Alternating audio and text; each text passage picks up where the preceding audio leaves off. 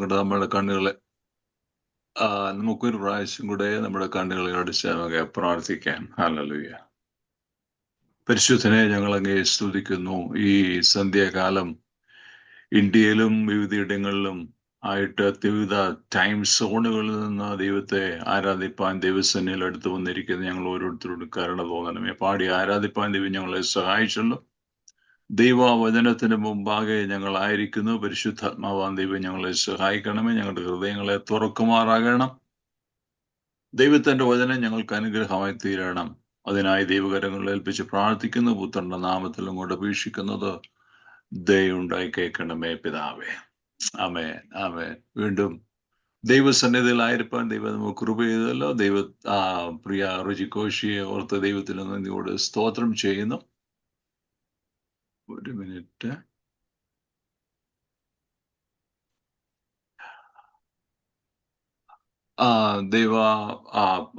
മറ്റ് പരിചയമുള്ള പാസ്റ്റർ അനീഷ്, അദ്ദേഹം ഷിക്കാഗോയിൽ നിന്ന് അദ്ദേഹത്തിന്റെ ഒരു പ്രയർ ലൈനിൽ ദൈവത്തിന്റെ വചനം പറവാൻ ചില ദിവസങ്ങൾക്ക് മുമ്പ് ദൈവം സഹായിച്ചു. സിസ്റ്റർ ജോയ്സുമായിട്ട് അങ്ങനെയാണ് ആ മീറ്റിങ്ങിലൂടെയാണ് പരിചയപ്പെട്ടത്.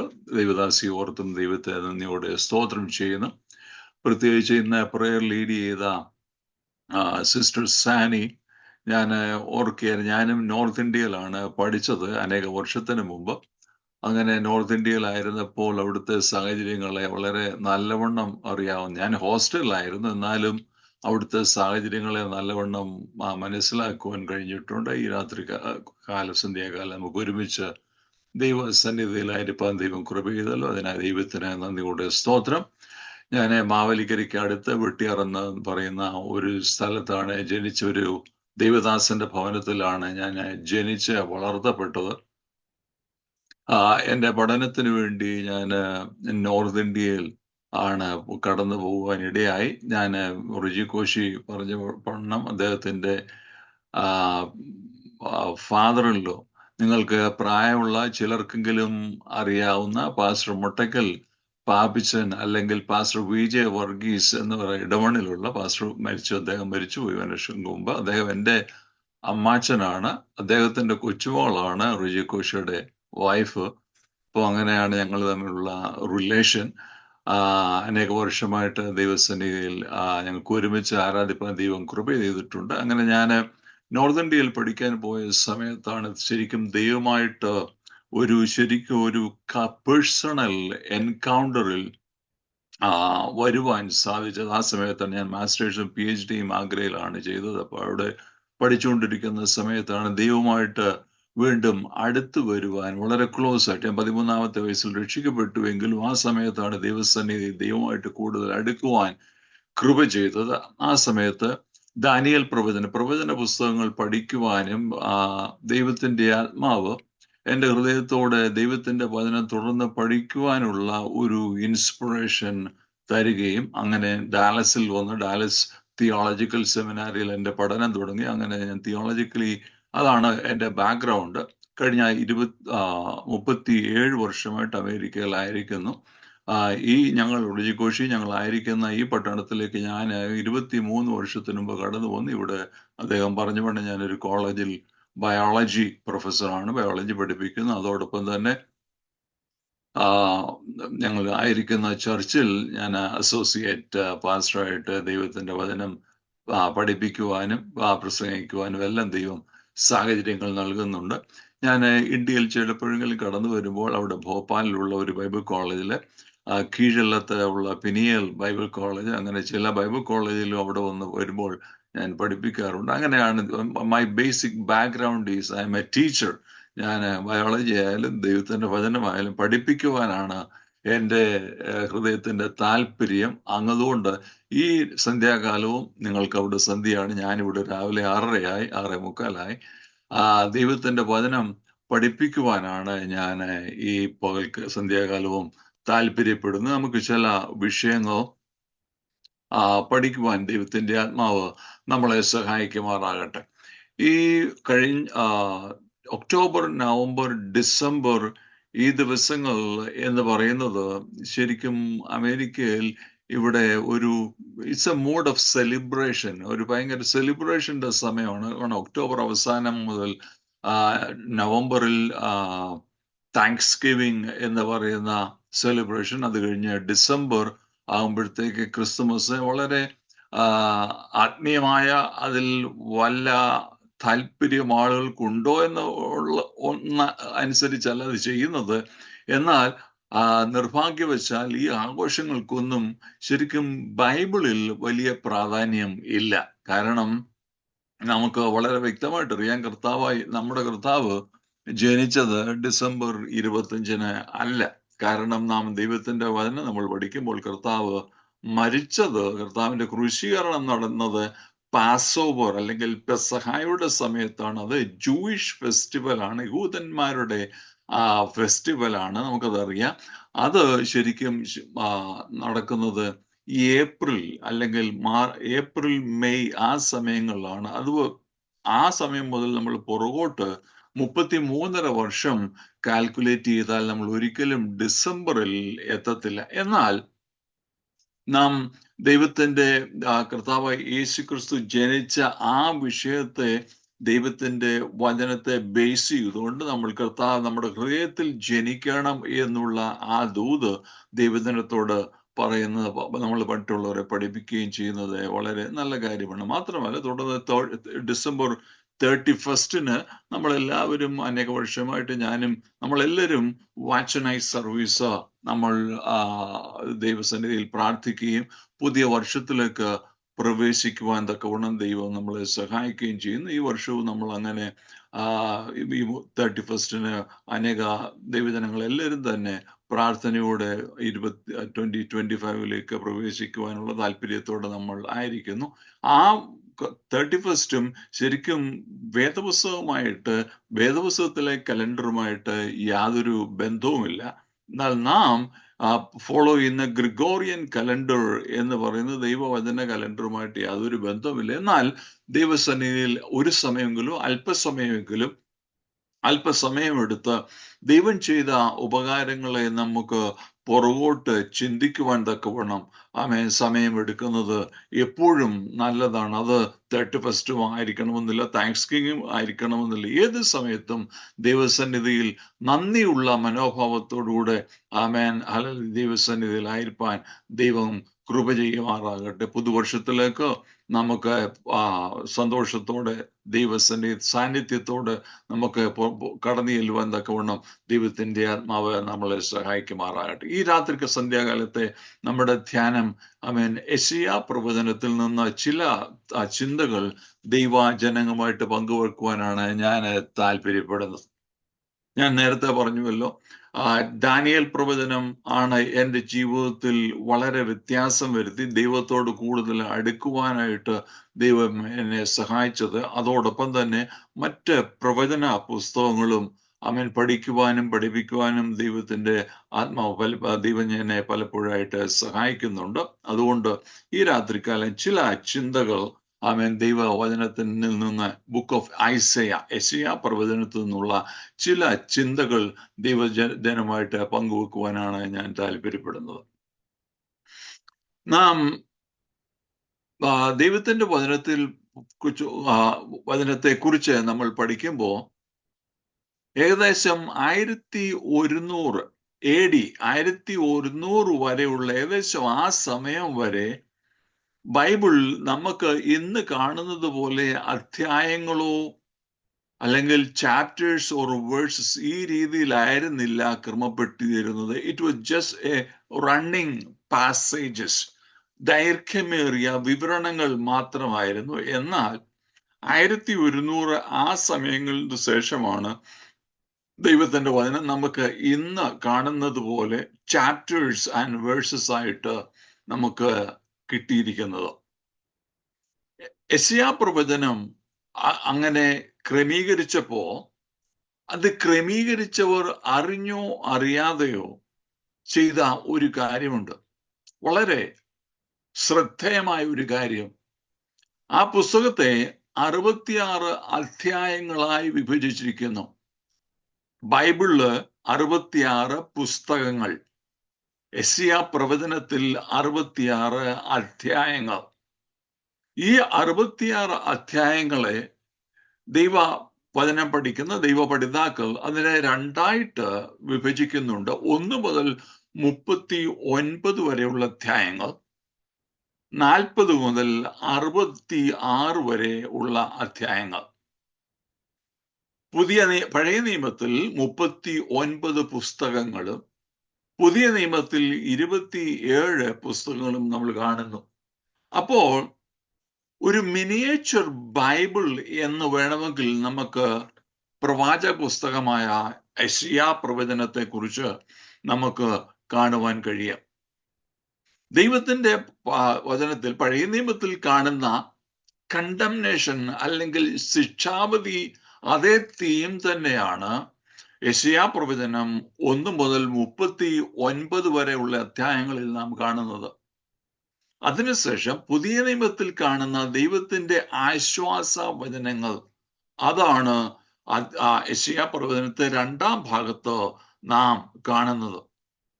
അങ്ങനെ യെശയ്യാ പ്രവചനം ഒരു മിനിയേച്ചർ ബൈബിൾ അല്ലെങ്കിൽ ഒരു ചെറിയ ബൈബിൾ എന്ന രീതിയിൽ നമുക്ക് കാണുവാൻ കഴിയും.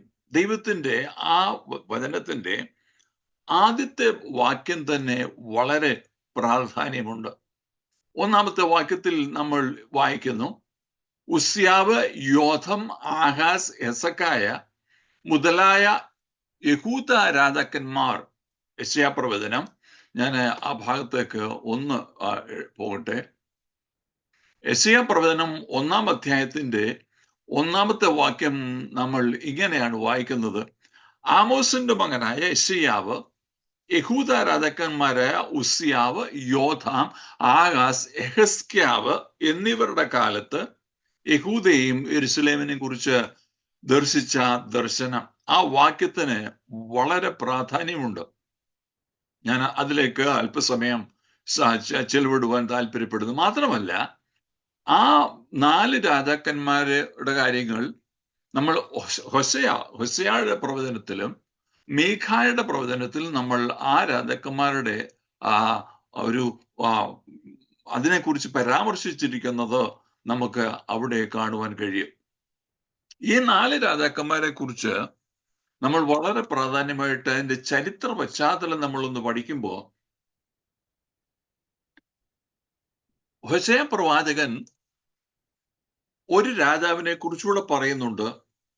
അത് വടക്കേ രാജ്യമായ യെരോബിയാം, വടക്കേ രാജ്യത്തെ രാജാവായ യെരോബിയാമിനെ കുറിച്ച് നമ്മൾ ആ ഭാഗത്ത് വായിക്കുന്നുണ്ട്. എന്താണ് ഈ 4 രാജാക്കന്മാർ അല്ലെങ്കിൽ 5 രാജാക്കന്മാരെ കുറിച്ച് ദൈവത്തിന്റെ ഈ പ്രവചന പുസ്തകം തുടങ്ങുമ്പോൾ പരാമർശിക്കുവാനുള്ള കാര്യം? ആ സമയത്ത് നമ്മൾ ചരിത്ര പശ്ചാത്തലം പഠിച്ചാൽ, ഇസ്രായേൽ ഏറ്റവും യെരോബിയാമിന്റെ കാലത്ത് നോർത്തേൺ രാജ്യമായ അല്ലെങ്കിൽ വടക്കേ രാജ്യമായ ഇസ്രായേൽ വളരെ സാമ്പത്തികമായ അഭിവൃദ്ധി അവർക്കുണ്ടായിരുന്നു. എന്നാൽ അവർ ആത്മീയമായിട്ട് വളരെ അധപ്പതിച്ച ഒരു അവസരമായിരുന്നു. നാം 2 ക്രോണിക്കിൾസ് 2 ദിനവൃത്താന്തം 26, 27, 28, 29 അധ്യായങ്ങൾ പഠിക്കുമ്പോൾ ഈ രാജാക്കന്മാർ എന്താണ് ചെയ്തത്, അവരുടെ ആത്മീയ അവസ്ഥകളെ കുറിച്ച് നമുക്ക് അവിടെ കാണുവാൻ കഴിയും. നാം ദൈവത്തിന്റെ വചനം പഠിക്കുമ്പോൾ രാജാക്കന്മാരുടെ പുസ്തകത്തിലും ദിനവൃത്താന്ത പുസ്തകത്തിലും പല കാര്യങ്ങളും റിപ്പീറ്റ് ചെയ്ത് നമ്മൾ കാണുന്നുണ്ട്. രാജാക്കന്മാരുടെ പുസ്തകം അവർ ചെയ്ത രാജ്യത്തിന് വേണ്ടി ചെയ്ത കാര്യങ്ങളും, ക്രോണിക്കിൾസിൽ ദിനവൃത്താന്തങ്ങൾ അവരുടെ ആത്മീയ അവസ്ഥകളെയുമാണ് പ്രതിപാദിക്കുന്നത്. അങ്ങനെ 26-ാം അധ്യായത്തിൽ ഉസ്യാവ് അധികാരത്തിലേക്ക് വന്ന കാര്യം നമ്മൾ വായിക്കുന്നു. 26-ാം അധ്യായത്തിന്റെ 1-ാമത്തെ വാക്യത്തിൽ നമ്മൾ 2 ക്രോണിക്കിൾ ചാപ്റ്റർ 1, ദാവീദിന്റെ മകനായ ശലോമോൻ 26-ാം അധ്യായത്തിന്റെ 26-1, യഹൂദ ജനമൊക്കെയും 16 വയസ്സുള്ള ഉസ്യാവെ കൂട്ടിക്കൊണ്ടുവന്ന് അവന്റെ മകൻ അപ്പനായ അമസ്യാവിനെ പകരം രാജാവാക്കി. നമ്മൾ തുടർന്ന് താഴോട്ട് വായിക്കുമ്പോൾ 18-ാം അധ്യായം വാക്യം, എന്നാൽ അവൻ ബലവാനായപ്പോൾ അവന്റെ ഹൃദയം അവന്റെ നാശത്തിനായിട്ട് നിഗളിച്ചു. ഉസ്യാവ് ചെയ്യരുതാത്ത ഒരു കാര്യം താൻ ചെയ്തു. താൻ ദേവാലയത്തിലേക്ക് ചെന്ന് അവിടെ ധൂപം കാട്ടുവാൻ തുടങ്ങി. 18-ാമത്തെ വാക്യം. അപ്പോൾ അസീരിയ പുരോഹിതന്മാരും മറ്റു പുരോഹിതന്മാരും കൂടെ വന്ന് അവരോട് പറഞ്ഞു, രാജാവിനോട് പറഞ്ഞു, രാജാവേ, നീ കാണിക്കുന്നത് ശരിയല്ല, നിനക്കിത് വിഹിതമല്ല. എന്നാൽ താൻ അധികാരം ഉള്ളത് കൊണ്ടും തൻ്റെ അഹങ്കാരം കൊണ്ടും അവിടെ വീണ്ടും ധൂപം കാട്ടി. അങ്ങനെ ധൂപ കലശം കയ്യിൽ പിടിച്ചിരിക്കെ ഉസ്യാവ് കോപിച്ചു, താൻ കുഷ്ഠരോഗിയായി തീർന്നു എന്ന് നമ്മൾ അവിടെ കാണുന്നുണ്ട്. അതിനുശേഷം 27-ാമത്തെ അധ്യായത്തിൽ തൻ്റെ മകനായ യോഥാം വാഴ്ച തുടങ്ങി. യോഥാം നല്ല കാര്യങ്ങൾ ചെയ്തു. 2-ാമത്തെ വാക്യം 27:2. അവൻ തൻ്റെ അപ്പനായ ഉസ്യാവ് ചെയ്ത പോലെയൊക്കെ യഹോവയ്ക്ക് പ്രസാദമായതോ ചെയ്തു. എങ്കിലും യഹോവയുടെ ആലയത്തിലേക്ക് അവൻ കടന്നില്ല.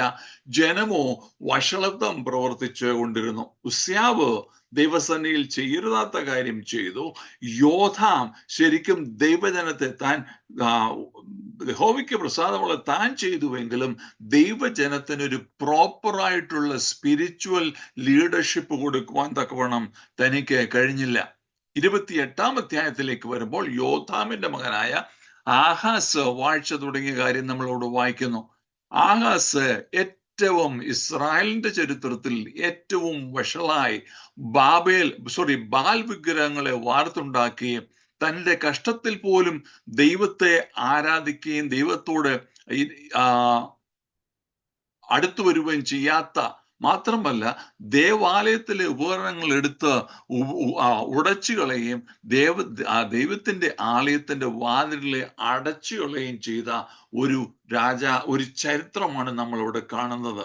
ഉസ്യാവ്, യോഥം, ആഹാസ് 3 ജനറേഷൻസ് ആയിട്ട് ദൈവത്തെ ത്യജിച്ച് ദൈവ വഴികളെ വിട്ട് പോകുന്ന ഒരു ജനറേഷൻ. അങ്ങനെ ഇരിക്കുന്ന സമയത്താണ് അത് 29-ാമത്തെ അധ്യായത്തിൽ നാം കാണുന്നു, യെഹിസ്ക്യാവ് തൻ്റെ 25-ാം വയസ്സിൽ തൻ്റെ വാഴ്ച തുടങ്ങി.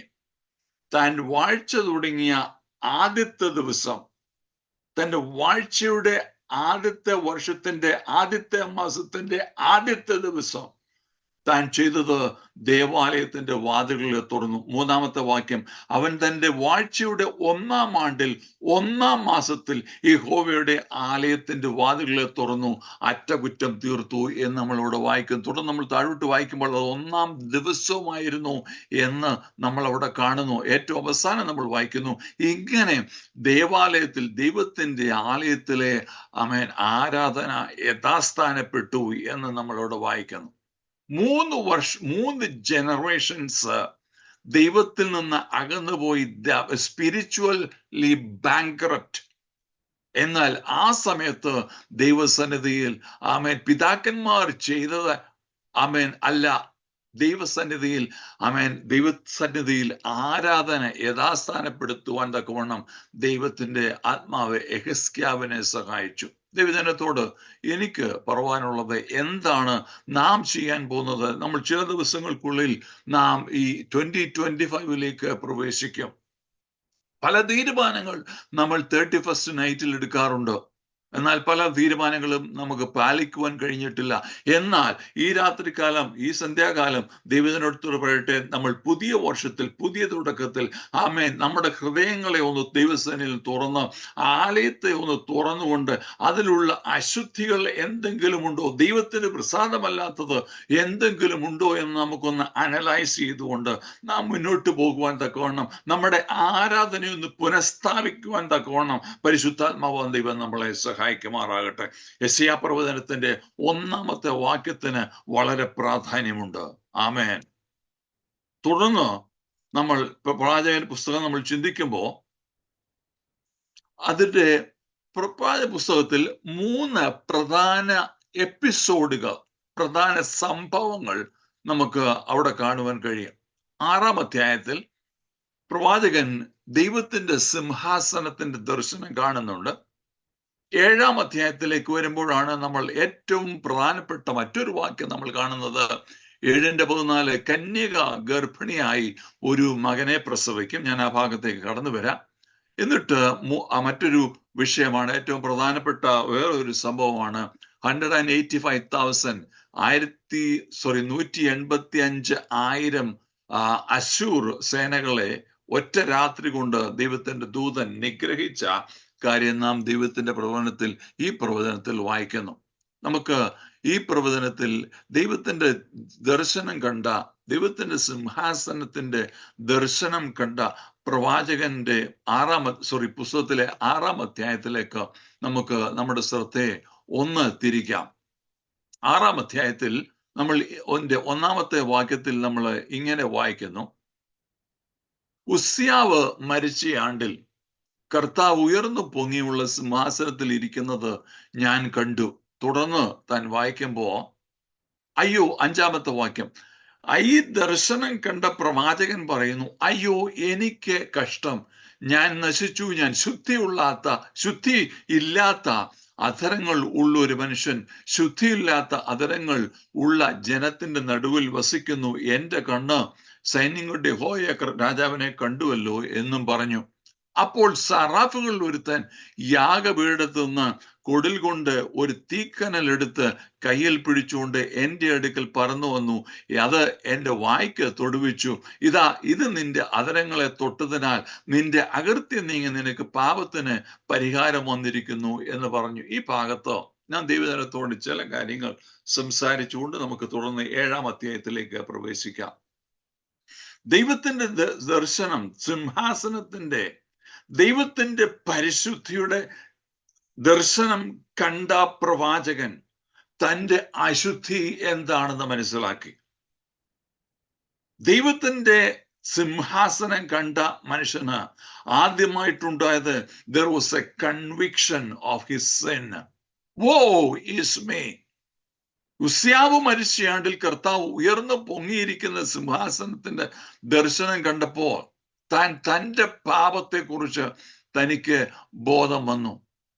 നാം ദൈവത്തിന്റെ പരിശുദ്ധിയോട്, ദൈവത്തോട് നാം എത്രമാത്രം അടുക്കുന്നുവോ അപ്പോഴൊക്കെ നമുക്ക് മനസ്സിലാകും നാം എത്രമാത്രം അശുദ്ധരാണ് എന്നുള്ള കാര്യം. ദാറ്റ് കൺവിക്സ്, അത് ഒരു കൺവിക്ഷനിലേക്ക്, ദൈവത്തിന്റെ സിംഹാസനത്തിന്റെ ഒരു കൺവിക്ഷനിലേക്ക് പ്രവാചകനെ കൊണ്ടുവന്നു. മാത്രമല്ല, അവിടെ അത് നിന്നില്ല, താൻ തന്റെ പാപത്തെ ഏറ്റുപറഞ്ഞു. A man of unclean lips, അശുദ്ധമായ അല്ലെങ്കിൽ അധരമുള്ള ഒരു മനുഷ്യൻ എന്ന്, എ ബ്രോക്കൺ ഹാർട്ട്, ഒരു നുറുങ്ങിയ ഹൃദയം തനിക്ക് ദൈവം കൊടുത്തു. He confessed his sin. When he was convicted of his sin, he confessed his sin. അവൻ തന്റെ പാപത്തെ ഏറ്റുപറഞ്ഞു. അങ്ങനെ ദൈവം തന്നെ അവിടെ ശുദ്ധീകരിച്ചു. A cleansing that happened. When he was convicted of his sin and when he was confessed his sin, ദൈവം തന്നെ ശുദ്ധീകരിച്ചു. സാറാഫുകളിൽ ഒരുവൻ യാഗപീഠത്തിൽ നിന്ന് കൊടിൽ കൊണ്ടുവന്ന് തീക്കനൽ എടുത്ത് കയ്യിൽ പിടിച്ചുകൊണ്ട് അവനെ തൊടുവിച്ചു. മാത്രമല്ല, ആ സമയത്താണ് താൻ ദൈവസന്നിധിയിൽ ദൈവം ചോദിക്കുക, ഇതാ അകൃത്യം നീക്കി നിന്റെ പാപത്തിന് പരിഹാരം വന്നിരിക്കുന്നു. ദൈവം നമ്മളെ ശുദ്ധീകരിക്കുന്ന ദൈവമാണ്. എന്നെ കേൾക്കുന്ന ദൈവജനമേ, നാം ദൈവസന്നിധിയിലായിരിക്കുമ്പോൾ നമ്മുടെ ജീവിതത്തിലെ പാപങ്ങൾ നാം ദൈവസന്നിധിയിൽ ഏറ്റുപറയുന്നുവെങ്കിൽ നമ്മുടെ പാപങ്ങളെ ദൈവം പുറകിൽ എറിഞ്ഞു കളയുകയും സമുദ്രത്തിന്റെ ആഴത്തിലിട്ട് കളയും. ദൈവസന്നിധിയിൽ നമുക്ക് വീണ്ടും ശക്തിയോടെ മുന്നോട്ട് പോകുവാൻ തക്കവണ്ണം ദൈവം നമുക്ക് കൃപ ചെയ്യുന്ന ദൈവമാണ് എന്നുള്ള കാര്യം നമ്മൾ മറന്നു പോകരുത്. അപ്പോൾ ദൈവം ചോദിച്ചു, ഞാൻ ആരെ അയക്കേണ്ടു? ആർ നമുക്ക് വേണ്ടി പോകും? അപ്പോഴാണ് പ്രവാചകൻ പറഞ്ഞത്, കർത്താവിന്റെ ഈ ശബ്ദം കേട്ടിട്ട് അടിയനെ അയക്കണമേ എന്ന് പറഞ്ഞു. A consecration. അപ്പോൾ ദൈവം പറഞ്ഞു, ഗോ. A commission. ദൈവം പറഞ്ഞു, ഗോ ആൻഡ് ഈ ജനത്തോട് പറയേണ്ടത്, നിങ്ങൾ കേട്ടുകൊണ്ടിട്ടും തിരിച്ചറിയില്ല, നിങ്ങൾ കണ്ടുകൊണ്ടിട്ടും ഗ്രഹിക്കില്ല. 5 കാര്യങ്ങൾ. when he was convicted of his sin, conviction,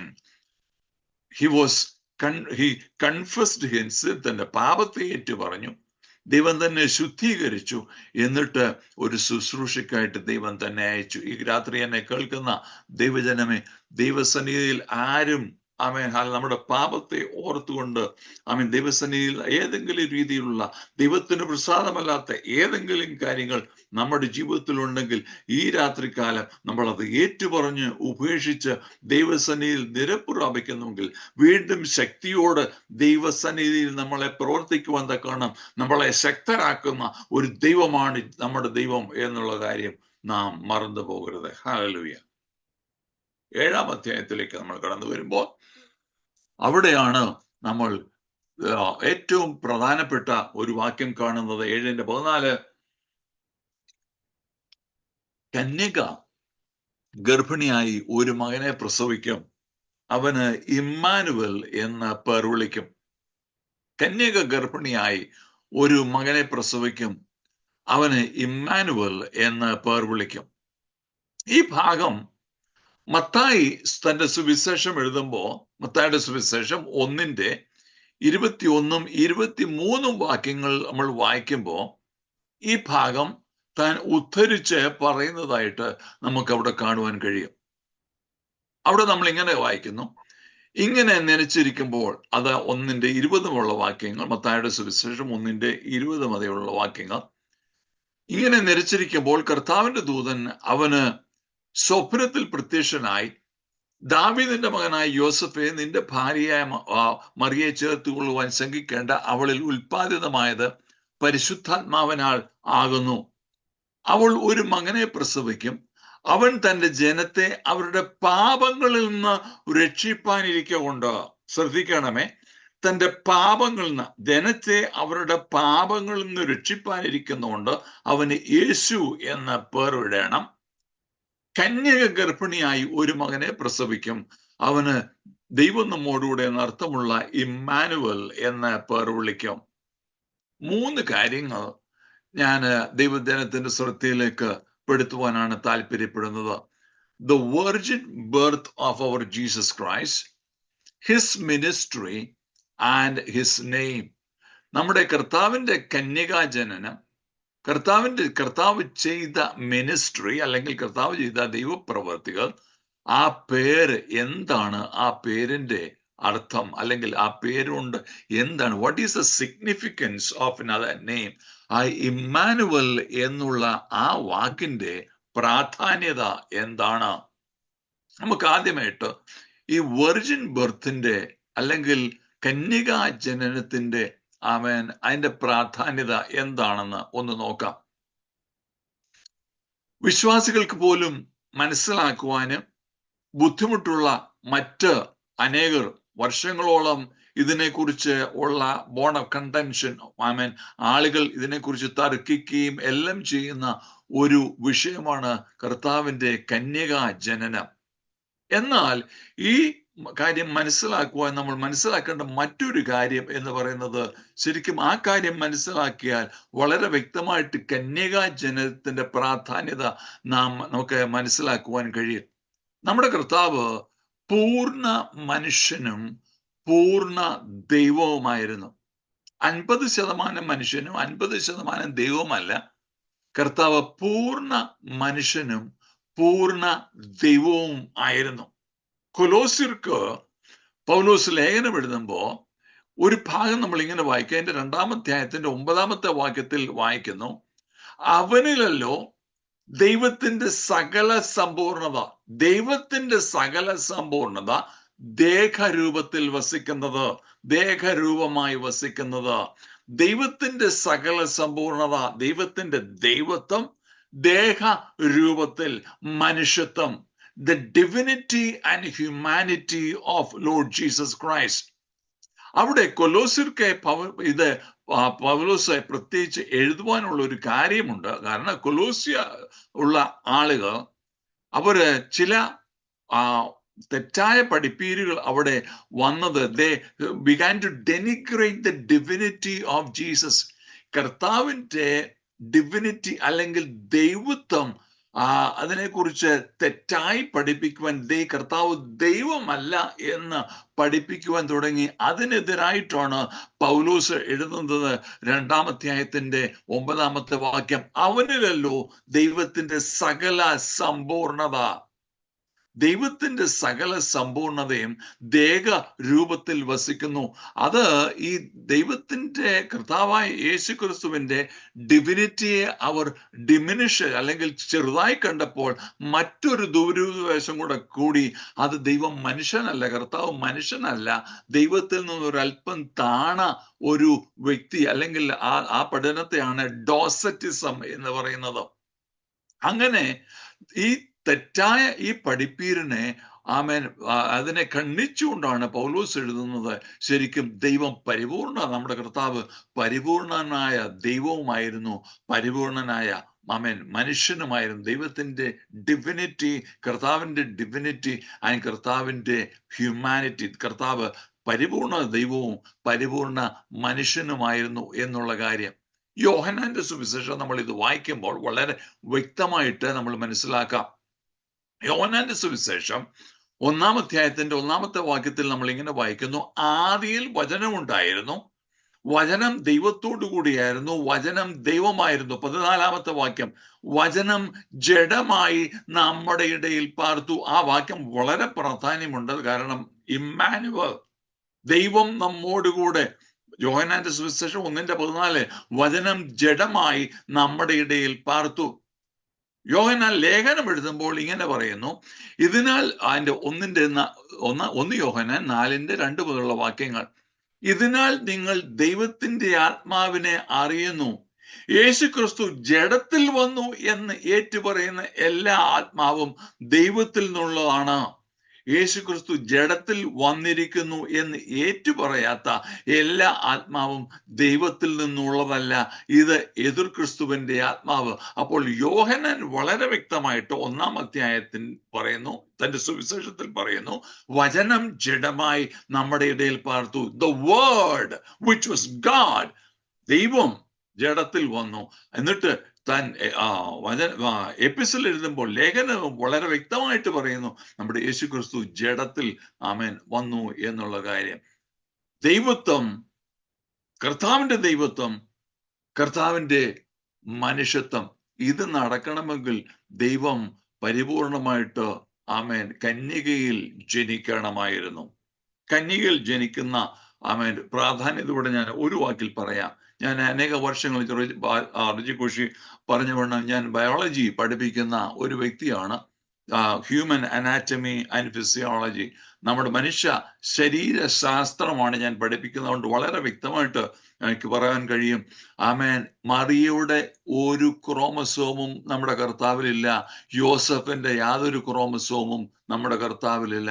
കാരണം പരിശുദ്ധാത്മാവ് മറിയയുടെ ഗർഭപാത്രത്തിൽ ഉരുവായി, വചനമാണ് ഉരുവായത്. അതിനാൽ മറിയയുടെ യാതൊരു, കത്തോലിക്കർ പഠിപ്പിക്കുന്ന പോലെ മറിയയുടെ ആമേൻ സന്തതി ശരിയാണ്. അത് നമ്മൾ മനസ്സിലാക്കേണ്ട ഒരു കാര്യം, മറിയയുടെ യാതൊരു ക്രോമസോമോ മറിയയുടെ യാതൊരു ഇൻഫ്ലുവൻസോ അതിലില്ല, യോസഫിന്റെ ഇതുമില്ല. നമ്മുടെ കർത്താവ് വചനം ജഡമായി തീർന്ന് ആമേൻ ഹല്ലേലൂയ മറിയയിൽ ഉരുവായി. അവൻ 100% ദൈവമായിരുന്നു, അവൻ 100% മനുഷ്യനായിരുന്നു. കാരണമുണ്ട് ദൈവജനമേ, നമ്മുടെ പാപത്തിൽ നിന്ന്, അല്ലെങ്കിൽ നമ്മുടെ മനുഷ്യനായ നമ്മുടെ അവസ്ഥകളെ മനസ്സിലാക്കുവാൻ കർത്താവ് പരിപൂർണ മനുഷ്യനായി തീർന്നു. നമ്മളെ പാപത്തിൽ നിന്ന് വീണ്ടെടുക്കുവാൻ കർത്താവ് പരിപൂർണ ദൈവമായിരുന്നു. അതായിരുന്നു കർത്താവിന്റെ മിനിസ്ട്രി. ഇവിടെ നമ്മൾ ശ്രദ്ധിക്കാം, അവൾ ഒരു മകനെ പ്രസവിക്കും. മത്തായിയുടെ സുവിശേഷം, അവൻ തന്റെ ജനത്തെ അവരുടെ പാപങ്ങളിൽ നിന്ന് രക്ഷിപ്പാനിരിക്കുന്നുണ്ട്. That was his ministry. അതായിരുന്നു കർത്താവിന്റെ മിനിസ്ട്രി എന്ന് പറയുന്നത്. നമുക്ക് ഈ ഭാഗം കൂടെ നമുക്ക് അല്പസമയം ചിന്തിക്കാം. കർത്താവ് എങ്ങനെയാണ് ഒരു മനുഷ്യന്റെ പാപത്തിൽ നിന്ന് നമ്മളെ, അല്ലെങ്കിൽ നമ്മൾ ഒരു മനുഷ്യന്റെ പാപത്തിൽ നിന്ന് കർത്താവിനെ എങ്ങനെ രക്ഷിക്കുവാൻ കഴിയും?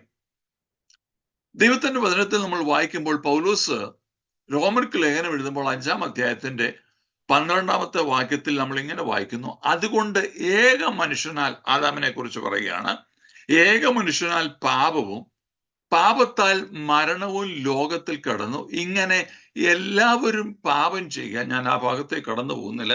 പാപം നമുക്ക് എങ്ങനെ വന്നു എന്നുള്ളത് മറ്റൊരു ടോപ്പിക്കാണ്. ഞാൻ ആ ഭാഗത്തേക്ക് കടന്നു പോകുന്നില്ല. എല്ലാവരും പാപം ചെയ്യാൽ മരണം സകല മനുഷ്യരിലും പരന്നിരിക്കുന്നു. 19-ാമത്തെ വാക്യം, ഏക മനുഷ്യന്റെ അനുസരണക്കേടിനാൽ അനേകർ പാപികളായി തീർന്നതുപോലെ ഏകന്റെ അനുസരണത്താൽ അനേകർ നീതിമാന്മാരായി തീരും. ശ്രദ്ധിക്കുക ദൈവജനമേ, പാപത്തിൽ നിന്ന് നമ്മളെ രക്ഷിക്കണമെങ്കിൽ ആ വ്യക്തി, രക്ഷിക്കുന്ന വ്യക്തി പാപമില്ലാത്തവൻ ആയിരിക്കണം.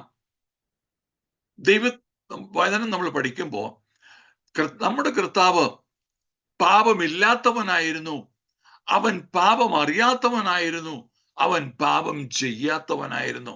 കൊരിന്ത്യർക്ക് ലേഖനം എഴുതുമ്പോൾ 2 കൊരിന്ത്യർ 5:21 പൗലോസ് ഇങ്ങനെ പറയുന്നു, പാപം അറിയാത്തവനെ, ഹി ന്യൂ നോ സിൻ, പാപം അറിയാത്തവനെ നാം അവനിൽ ദൈവത്തിന്റെ നീതിയാകേണ്ടതിന് അവൻ നമുക്ക് വേണ്ടി പാപം ആക്കി. എബ്രായർക്ക് ലേഖനം എഴുതുമ്പോൾ എബ്രായ ലേഖന കർത്താവ് ഇങ്ങനെ പറയുന്നു, 4:15, നമുക്കുള്ള മഹാപുരോഹിതൻ നമ്മുടെ ബലഹീനതകളിൽ സഹതാപം കാണിപ്പാൻ കഴിയാത്തവനല്ല, പാപമൊഴികെ സർവത്തിലും നമുക്ക് തുല്യമായി പരീക്ഷിക്കപ്പെട്ടവനത്രേ. പാപം ഇല്ലാത്തവൻ.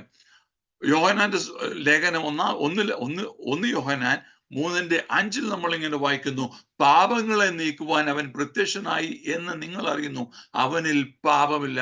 പാപം അറിയാത്തവൻ, പാപം ചെയ്യാത്തവൻ, പാപമില്ലാത്തവൻ നമുക്ക് വേണ്ടി ക്രൂശിൽ പാപമായി തീർന്നു. അതാണ് കർത്താവിന്റെ മിനിസ്ട്രി എന്ന് പറയുന്നത്. ഹല്ലേലൂയ. എന്താണ് യെശയ്യാ പ്രവചനത്തിന് ഇതുമായിട്ടുള്ള പ്രാധാന്യത? ഞാൻ നേരത്തെ പറഞ്ഞു, യെശയ്യാ പ്രവചനത്തിന്റെ 40-ാം അധ്യായം മുതൽ 66 വരെയുള്ള അധ്യായങ്ങൾ സ്വാന്തനത്തിന്റെ അല്ലെങ്കിൽ ആശ്വസിപ്പിക്കുന്ന വാക്കുകളാണ്. ഇതിന്റെ ഈ 27 അധ്യായങ്ങളെ നമുക്ക് 3ആയിട്ട് തിരിക്കാം. 9 വാക്യങ്ങളുള്ള 40 മുതൽ 48 വരെയും 49 മുതൽ 57 വരെയും 58 മുതൽ 66 വരെയുമുള്ള വാക്യങ്ങളായിട്ട് നമുക്ക് അതിനെ വീണ്ടും 3ആയിട്ട് നമുക്ക് വേർതിരിക്കാം. 40 മുതൽ 48 വരെ ഉള്ളത് ദൈവജനത്തെ ആശ്വസിപ്പിക്കുന്ന ദൈവത്തിന്റെ വചനങ്ങൾ. അതാണ് 40-ാം അധ്യായത്തിന്റെ തുടക്കത്തിൽ തന്നെ എന്നെ ആശ്വസിപ്പീൻ എന്റെ ജനത്തെ ആശ്വസിപ്പീൻ എന്ന് പറഞ്ഞ് പ്രവാചകൻ ആ ഭാഗം തുടങ്ങുന്നത്. അവിടെ എന്നിട്ട് 43-ാം അധ്യായത്തിൽ വരുമ്പോൾ നമ്മൾ ദൈവജനത്തിൽ പലരും അല്ലാതെ ഈ പുതിയ വർഷത്തിന്റെ സമയത്ത് ദൈവദാസനും പലരും പ്രസംഗിച്ച് കേട്ടിട്ടുള്ള വാക്യമാണ് 43:16 മുതലുള്ള വാക്യങ്ങൾ.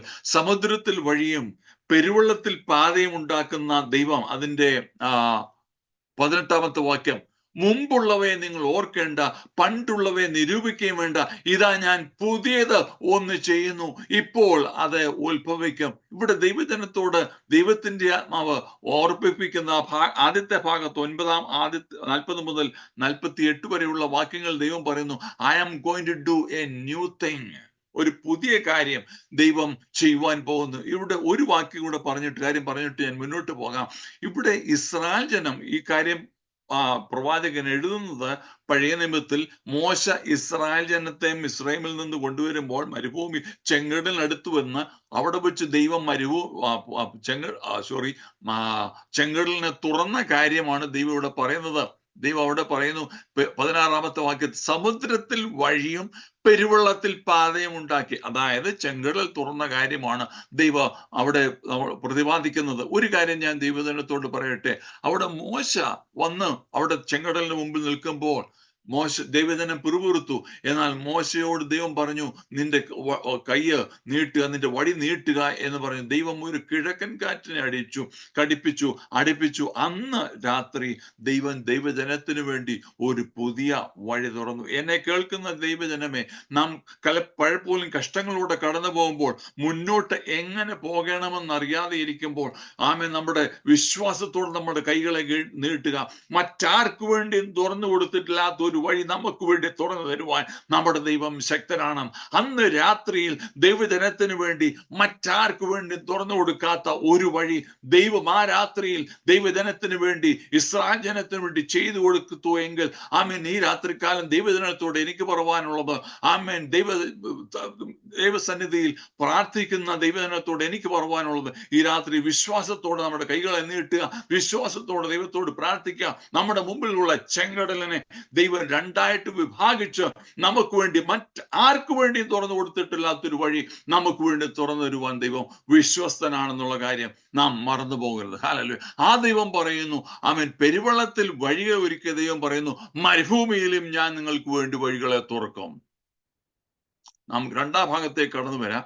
രണ്ടാം ഭാഗത്തേക്ക് വരുന്നതാണ് ഏറ്റവും പ്രാധാന്യപ്പെട്ട ഭാഗം. അതിൻ്റെ അതായത് 49 മുതൽ 57 വരെയുള്ള വാക്യങ്ങൾ.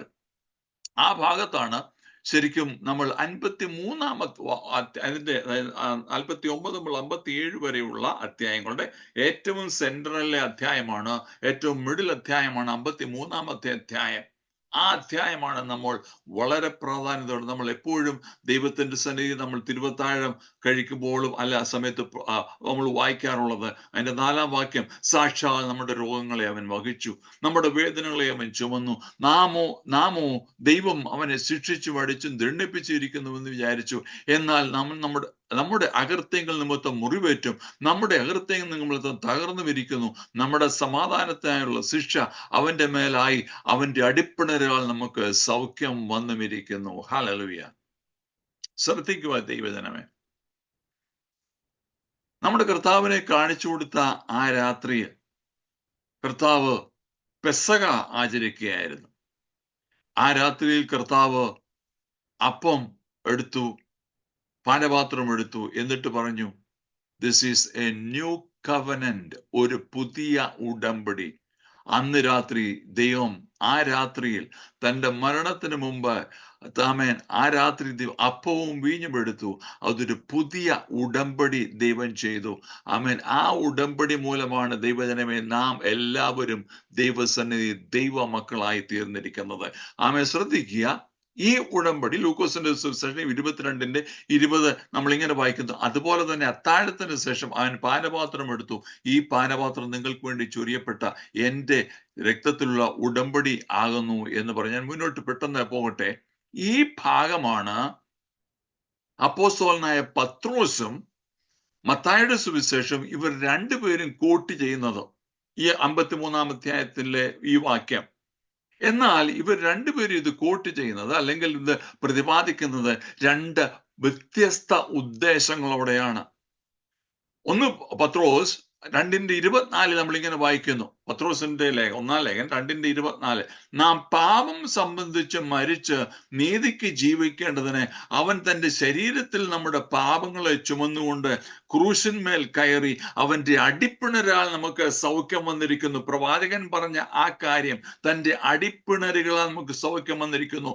നമ്മുടെ പാപത്തിൽ നിന്ന്, പത്രോസ് വളരെ വ്യക്തമായിട്ട് പറയുന്നു, നമ്മുടെ പാപത്തിൽ നിന്ന് നമ്മളെ രക്ഷിക്കുവാൻ അവൻ ക്രൂശിൽ കയറി. എന്നാൽ മത്തായി ഇതിനെ കുറിച്ച് എന്താണ് പറയുന്നത്? മത്തായിയുടെ സുവിശേഷം 8-ാം അധ്യായത്തിന്റെ 16-17 വാക്യങ്ങൾ, വൈകുന്നേരമായപ്പോൾ പല ഭൂതഗ്രസ്തരെയും അവന്റെ അടുക്കൽ കൊണ്ടുവന്നു, അവന്റെ വാക്കുകൊണ്ട് ദുരാത്മാക്കളെ പുറത്താക്കി സകല ദീനക്കാർക്കും സൗഖ്യം വരുത്തി. അവൻ നമ്മുടെ ബലഹീനതകളെ ചുമന്നു, നമ്മുടെ വ്യാധികളെ ബലഹീനങ്ങൾ എടുത്തു, വ്യാധികളെ ചുമന്നു എന്ന് യെശയ്യാ പ്രവാചകൻ പറഞ്ഞത് നിവൃത്തിയാകുവാൻ ഇടയായി തീർന്നു. നമ്മൾ കണ്ടോ ദൈവജനമേ, പത്രോസിന്റെ ലേഖനവും മത്തായിയുടെ ലേഖനവും മത്തായിയുടെ സുവിശേഷവും ഈ വാക്യത്തെ കോട്ട് ചെയ്തുകൊണ്ട് പറയുന്ന രണ്ട് കാര്യം.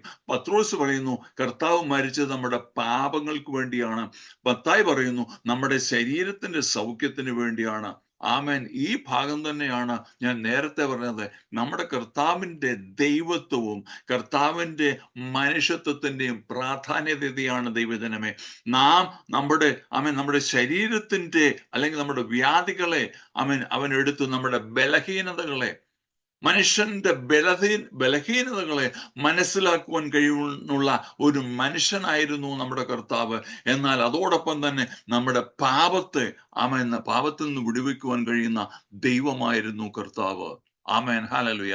അങ്ങനെ ദൈവത്തിന്റെ കർത്താവിന്റെ കന്യകാജനനം, കർത്താവിന്റെ മിനിസ്ട്രി, അടുത്ത ചില മിനിറ്റിനുള്ളിൽ ഞാൻ മൂന്നാമത്തെ ഭാഗം ഞാൻ പറഞ്ഞുകൊണ്ട് നിർത്താം. കർത്താവ് എന്താണ് ഇമ്മാനുവൽ എന്നതിന്റെ വാക്കിന്റെ പ്രാധാന്യത.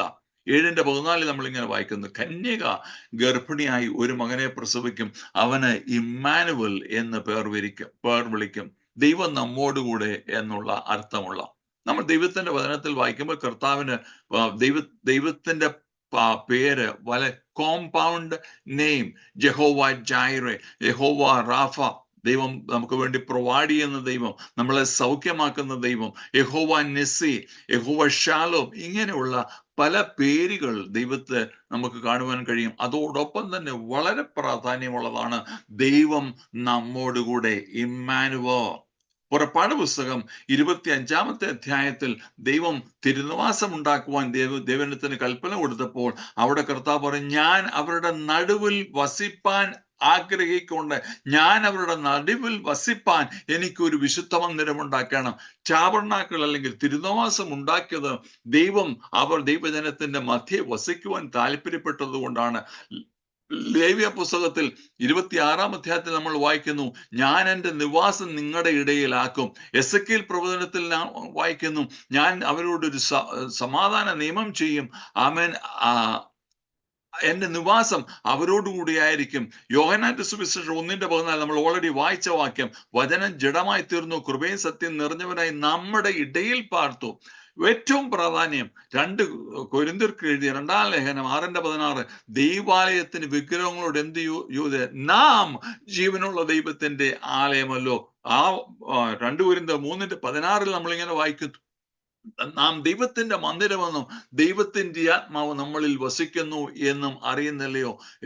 റെവലേഷൻ, വെളിപ്പാട് പുസ്തകം 21:3 വാക്യത്തിൽ, സിംഹാസനത്തിൽ നിന്ന് ഒരു മഹാശബ്ദം പറയുന്നത് ഞാൻ കേട്ടത്, ഇതാ മനുഷ്യരോട് ദൈവത്തിന്റെ കൂടാരം. എന്താണ് ഇതിന്റെ എല്ലാം പ്രാധാന്യം? ദൈവം നമ്മളോട് കൂടെ വസിക്കുവാൻ, നമ്മളിൽ വസിക്കുവാൻ താല്പര്യപ്പെടുന്നു ദൈവജനമേ. അതുകൊണ്ട് ഈ വർഷം അവസാനിക്കുന്ന ഈ സമയത്ത് ഞാൻ പെട്ടെന്ന് സമ്മറൈസ് ചെയ്യാം. ആമേൻ. പുതിയ വർഷം തുടങ്ങുമ്പോൾ നമുക്ക് ദൈവസേനയിൽ ആരാധനയോട് ദൈവസേനയിൽ നമ്മുടെ ഹൃദയങ്ങളെ തന്നെ ശുദ്ധീകരിച്ച് ദൈവസേനയിൽ നമുക്ക് കടന്നു നമ്മുടെ ഹൃദയങ്ങളെ തന്നെ, നമ്മുടെ ഈ ദൈവത്തിന്റെ മന്ദിരമാകുന്ന നമ്മുടെ ഈ ജീവിതത്തെ അല്ലെങ്കിൽ ഈ ഹൃദയത്തെ ഒന്ന് തുറന്നുകൊണ്ട് ഇതിന്റെ അശുദ്ധികൾ ഏതെങ്കിലും ഉണ്ടെങ്കിൽ അതിനെ പുറത്തു കളഞ്ഞുകൊണ്ട് ഈ ദൈവസന്നിധിയിൽ നമുക്ക് ആരാധനയ്ക്കായിട്ട് നമുക്ക് ഒരു തീരുമാനമെടുക്കാം. ദൈവമേ, ഒരു വർഷം കൂടെ എൻ്റെ ജീവിതത്തിൽ തരുന്നുവെങ്കിൽ ദൈവത്തെ ആത്മാവിലും സത്യത്തിലും ആരാധിക്കുമെന്നുള്ള ഒരു തീരുമാനമെടുത്തുകൊണ്ട് നമുക്ക് മുന്നോട്ട് പോകാം. ദൈവം നമ്മളിൽ വസിക്കുവാൻ താല്പര്യപ്പെടുന്നു. അതുകൊണ്ട് ദൈവം നമ്മളിൽ വസിക്കുവാൻ തടസ്സമായിട്ടുള്ള എല്ലാ കാര്യങ്ങളെയും നീക്കിക്കളഞ്ഞുകൊണ്ട് നമുക്ക് ഈ പുതുവർഷത്തിലേക്ക് പ്രവേശിക്കുവാൻ തക്കവണ്ണം ദൈവത്തിന്റെ ആത്മാവ് നമ്മളെ സഹായിക്കുമാറാകട്ടെ. ഫിലിപ്പി ലേഖനത്തിൽ ഒരു വാക്യം കൊണ്ട് വായിച്ചുകൊണ്ട് ഞാൻ ഇവിടെ നിർത്തട്ടെ. അവൻ മനുഷ്യ സാദൃശ്യത്തിലായി തന്നെത്താൻ ഒഴിച്ചു വേഷത്തിൽ മനുഷ്യനായി വിളങ്ങി, തന്നെത്താൻ താഴ്ത്തി മരണത്തോളം, ക്രൂശിലെ മരണത്തോളം തന്നെ അനുസരണമുള്ളവനായി തീർന്നു. നമ്മളെ ഓരോരുത്തരെയും ദൈവ മക്കളാക്കി തീർക്കുവാൻ തക്കവണ്ണം ദൈവം തന്നെ ഇറങ്ങി വന്നു, ക്രൂശിൽ മരിച്ചു. അതുകൊണ്ട് ദൈവം അവൻ ഏറ്റവും ഉയർത്തി സകല നാമത്തിനും മേലായ നാമം നൽകി. യേശുവിന്റെ നാമത്തെങ്കിൽ സർവ്വലോകരുടെയും ഭൂലോകരുടെയും അധോലോകരുടെയും മുഴങ്കാൽ ഒക്കെയും ആ നാമമാണ് ദൈവജനമേ നാം എടുത്തുകൊണ്ട് ഈ ദിവസവും പ്രാർത്ഥിക്കുന്നത്. നാമം ചൊല്ലിയാണ് നാം ദൈവജനത്തെ അനുഗ്രഹിക്കുകയും പ്രാർത്ഥിക്കുകയും ചെയ്യുന്നത്. എല്ലാ നാവും യേശു ക്രിസ്തു കർത്താവ് എന്ന പിതാവായ ദൈവത്തിന്റെ നാമത്തിനായി ഏറ്റുപറയുകയും ചെയ്യും. ഞാൻ ഇവിടെ നിർത്തട്ടെ. ദൈവം ആമേൻ നമ്മളെ അനുഗ്രഹിക്കുമാറാകട്ടെ. ഈ ദിവസം ദൈവം വീണ്ടും നമ്മുടെ ജീവിതത്തെ ദൈവസേനയിൽ ഏൽപ്പിച്ചു കൊടുത്തുകൊണ്ട് ദൈവത്തെ ആരാധിക്കുവാൻ തക്കവണ്ണം ഒരു തീരുമാനമെടുത്തുകൊണ്ട് നമുക്ക് മുന്നോട്ട് പോകാം. അതിനായി പരിശുദ്ധാത്മാവാൻ ദൈവം നമ്മളെ സഹായിക്കുമാറാകട്ടെ. ആമേൻ. എന്റെ സമയം കഴിഞ്ഞു. അതോ